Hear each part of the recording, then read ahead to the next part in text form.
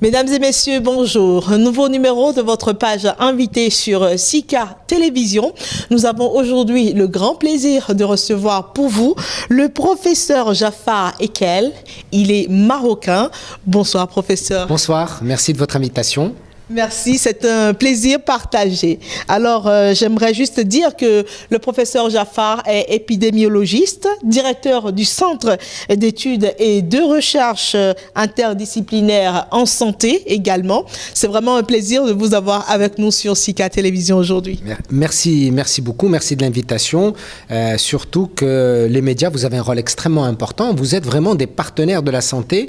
La santé, c'est pas uniquement les médecins ou les professionnels de santé. C'est d'abord et avant tout ceux qui véhiculent l'information importante, c'est-à-dire vous, les hommes et les femmes des médias, les journalistes, au même titre, bien sûr, que la société civile et d'autres responsables. Donc, merci de m'inviter et de pouvoir parler de la problématique de la santé en Afrique et de la réduction des risques.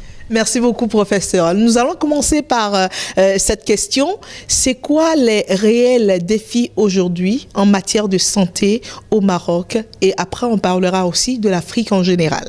Merci pour votre question. Vous avez bien fait de parler de défis parce que réellement, aussi bien au Maroc, et on le verra pour le continent africain, nous sommes en pleine transition. On a une transition démographique. La population vieillit au Maroc et en Afrique. On avait un indice synthétique de fécondité de 4,5, maintenant 1,8 dans le contexte marocain.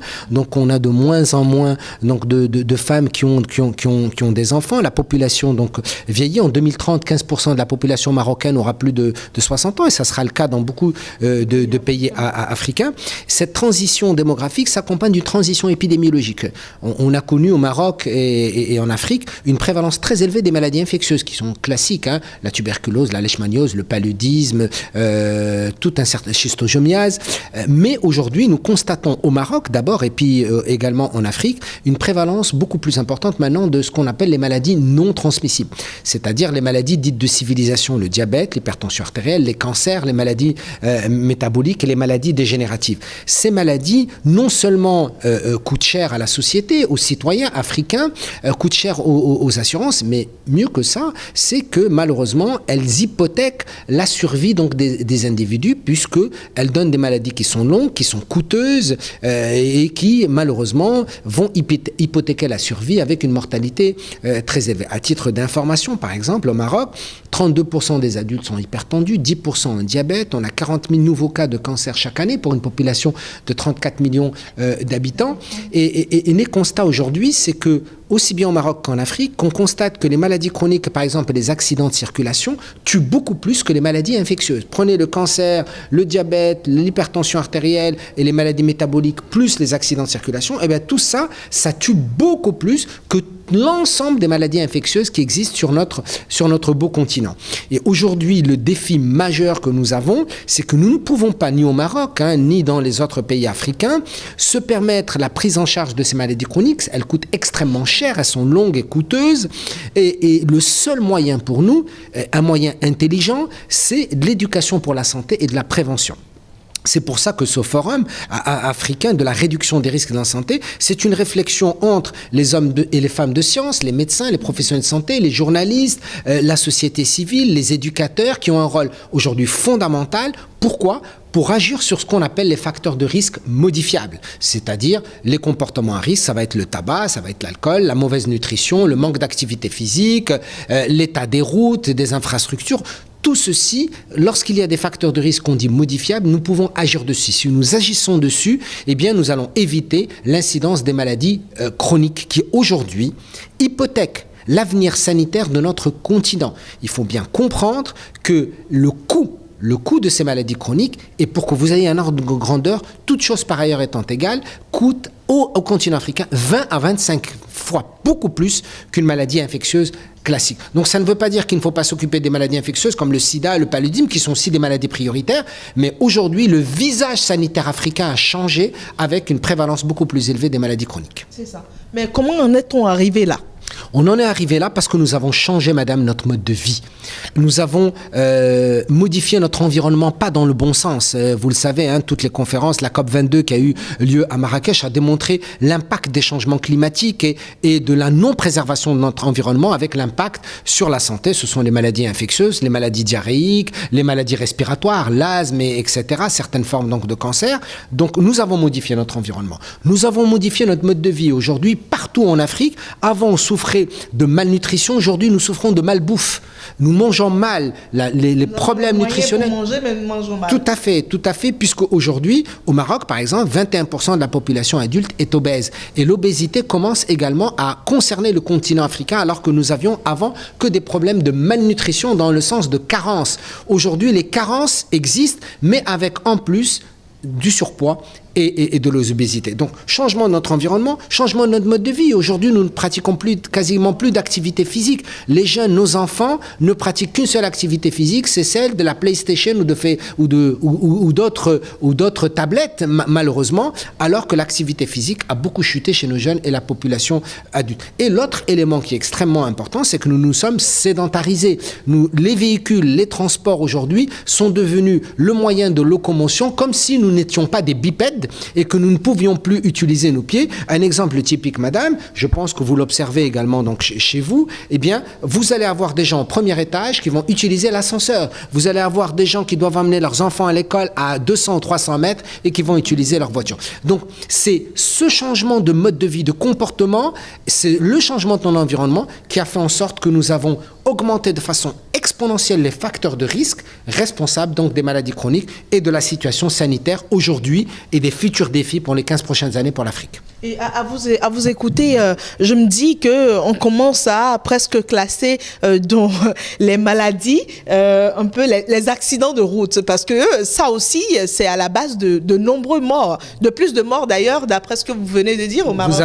Vous avez vraiment raison, madame, parce qu'aujourd'hui, sachez qu'en Afrique, sur tout le continent africain, les principales causes de décès, c'est les 15 à 29 ans, sont dues aux accidents de circulation.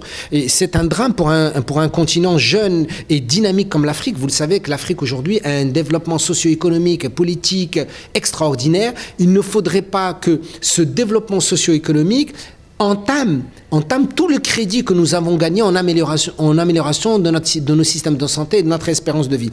Les accidents de circulation, c'est un problème donc de santé publique aujourd'hui en Afrique. Les addictions, les drogues, les drogues également sont un problème donc de santé publique, et c'est pour ça que dans cette conférence, l'idée c'est de dire comment nous tous ensemble, professionnels de santé, non professionnels de santé, nous pourrions agir pour réduire les risques en santé en trouvant les alternatives intelligentes pour réduire ces risques. C'est ça.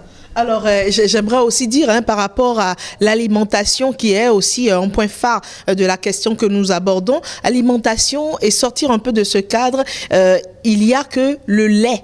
La consommation du lait, parce que je sais que vous êtes l'aîné de tous les médecins nutritionnistes au Maroc ici, alors que la consommation du lait est un problème et prédispose à d'énormes problèmes de santé plus tard.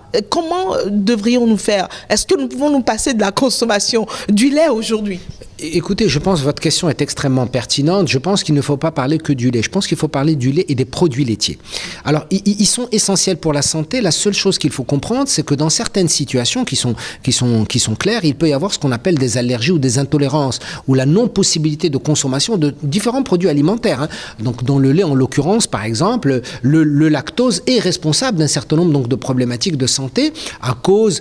Chez nous, à partir d'un certain âge, on a un déficit en lactase, l'enzyme qui va consommer donc le lactose et qui crée un certain nombre donc de perturbations. Néanmoins, les produits laitiers de façon générale sont essentiels pour différentes raisons sur le plan nutritionnel et sur le plan santé en particulier, en raison de l'apport en calcium qui est absorbable de meilleure façon que le calcium dit végétal, et également parce qu'il y a d'autres minéraux et vitamines qui sont essentiels. Et en fait, ce qu'il faut dire, c'est pas la problématique du lait ou des produits laitiers. Ce qu'il faut dire, c'est que il faut la consommation juste, la consommation intelligente, la consommation raisonnable, pas dans l'excès donc de consommation. Et les produits laitiers, vous le savez, les dernières études de Harvard Medical School, de Harvard Public Health, démontrent que dans l'assiette nutritionnelle, on parle plus de pyramide nutritionnelle, mais d'assiette nutritionnelle. Eh bien, les produits laitiers sont mis dans l'assiette nutritionnelle comme étant essentiels pour la santé à raison de 2 produits donc, par jour, pas spécialement le lait, mais en tout cas dans la famille des produits laitiers. Alors, j'aimerais quand même le dire, hein, c'est vraiment des problèmes de santé dans tous les pays africains, au Maroc aussi. Il se pose le problème de prise en charge. Ça aussi, c'est un problème. Comment est-ce que vous apercevez cela ?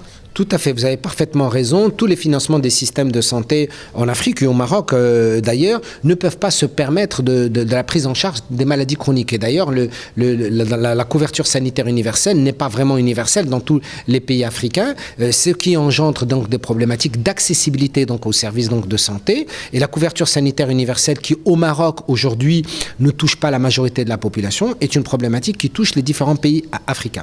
À ce titre, il faut bien comprendre que les dépenses en santé de tous les Africains, y compris au Maroc, sont dues essentiellement par les ménages. Et donc, au lourd tribut de la présence d'un phénomène de santé qui hypothèque la santé des gens, eh bien, on hypothèque également un petit peu leur poche, puisqu'on va toucher à leur poche. Et aujourd'hui, le meilleur moyen, ce n'est pas les financements des systèmes de santé, car les gouvernements ne peuvent pas se permettre des financements des systèmes de santé. Le meilleur moyen, c'est l'éducation pour la santé et la prévention. Et c'est un des objets donc, de cette conférence, c'est de dire, effectivement, les politiciens, ils adorent les résultats à court terme, c'est pour ça qu'ils ne sont pas pour la prévention. Eh bien, nous, les professionnels de santé et des gens comme vous, nous sommes pour la prévention et l'éducation pour la santé, même si nous savons que les résultats sont beaucoup plus à moyen et à long terme. Mais à moyen et à long terme, le coût-bénéfice de l'éducation pour la santé et la prévention est nettement supérieur au curatif à court terme. C'est ça. Alors, vous avez certainement fait d'autres pays en dehors du Maroc. Vous avez fait d'autres pays. J'aimerais bien que vous nous disiez un peu sur votre expérience en dehors du Maroc et les réalités que vous connaissez de ces pays-là. Écoutez, je pense que la souffrance entre guillemets, de la transition épidémiologique et démographique au Maroc a atteint beaucoup de pays africains que je connais très bien. J'ai eu la chance de travailler pendant des années dans différents pays. Donc j'ai fait le Sénégal, le Togo, le Burkina Faso, la Côte d'Ivoire, le Rwanda, le Sénégal bien sûr, l'Éthiopie, l'Ouganda, l'Afrique du Sud. Il ne manque que le Bénin. Il me manque que votre invitation pour aller au Bénin. Je serais ravi d'aller au Bénin que je ne connais pas malheureusement. Mais les problématiques, à mon sens, sont les mêmes. Elles sont liées au fait que nous n'avons plus préservé notre environnement et que nous avons modifié nos modes de vie. Et je pense que c'est parce que nous avons touché à ces 2 aspects que nous avons modifié notre environnement, modifié notre façon d'être et notre façon de nous comporter, qui font en sorte que malheureusement, on s'est au double fardeau des maladies infectieuses et des maladies chroniques, avec une situation qui est différente des pays développés, c'est que nous n'avons pas les moyens de prendre en charge donc, ces maladies chroniques. Il nous reste une seule chance, un seul défi. C'est pour ça que vous, les journalistes, vous avez un rôle essentiel en tant que relais d'opinion. C'est aujourd'hui l'éducation pour la santé et la prévention, c'est le seul moyen et c'est le meilleur coût-bénéfice pour réduire les risques en santé. Merci beaucoup, professeur Jaffar. C'était vraiment un grand plaisir pour nous de vous recevoir sur le plateau de Sika Télévision. On espère vous accueillir peut-être une fois au Bénin, pourquoi pas. Je viendrai avec grand plaisir. Merci infiniment. Merci. À vous. Alors, c'était votre page invitée sur Sika Télévision. Nous recevions à l'instant le professeur Jaffar Ekel. Il est épidémiologiste. Il est directeur du Centre d'études et de recherche interdisciplinaire en santé au Maroc. Il a également d'autres chapeaux. On ne saurait tout citer ici. Voilà, il a bien accepté de nous accorder cette interview. Merci, au revoir.